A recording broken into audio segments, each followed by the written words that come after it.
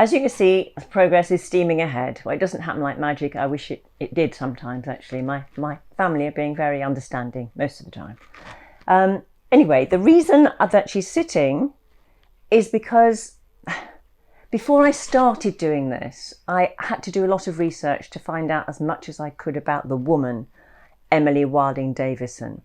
I have to find out what made her tick, why she did the things she did, which was amazing.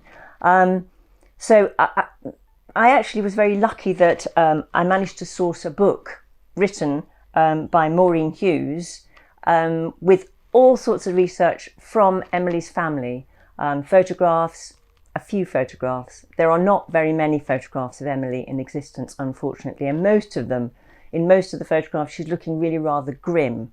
This is because she had quite a number of teeth knocked out when she was being force-fed, and also she was paralysed on one side of her face. However, I have been sent a photograph by Philippa, who is a relation of Emily, just recently, a wonderful photograph of Emily smiling, wonderful chunky cheeks, and which is what I wanted to capture, because she was the sort of woman I would certainly want to meet and spend some time getting to know. And I want to portray her like this. I want people to want to sit beside her and have a conversation. So I want her to be approachable, not very grim. I want her to be smiley eyes, talking about the sort of things that she did. I hope I'm going to be able to capture that. It's all a bit tricky. Anyway, talking about the sculpture. Because I'm here with the lockdown, I can't have a model modelling for me. Thank goodness I've got lots of photographs and measurements to work with.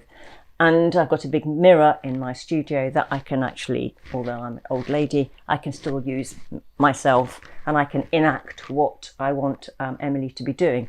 For instance, the reason that shoulder is raised, I discovered that when I'm chatterboxing and I'm using this arm, my shoulder goes up. So Emily's shoulder's got to go up as well, and that's why I'm portraying her like that, because she's in action, she's talking, she's animated. So I'm hoping I'm going to be able to get that. The face is not a proper portrait, yet it's taking shape. I like to block that in sculptures, certainly this size, as soon as I can. Then it becomes a person, and I can work out how her costume is going to be fitted around where the head is going, work on the hat and things, and then I will spend a long time capturing the likeness.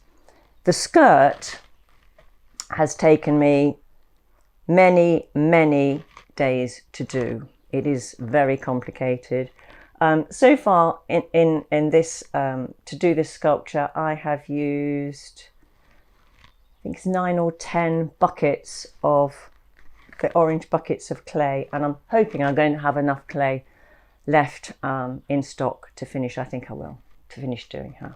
The hands I will do last, although I was taught in sculpture class not to let anything wait, everything's got to be kept going, but the hands will just dry out and crack and I'll have to end up doing them all again. So these attack me daily. It's terrible.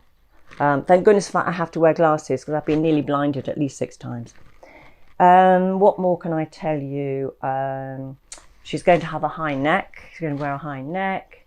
She's talking, but she's not going to have her mouth open too much. To my mind, sculptures that show teeth, and although she had some missing, and have mouths open, they tend to look a bit strange looked at sideways. So she's just going to be between words, so to speak, and the hair will look much better than that, and she'll have proper ears.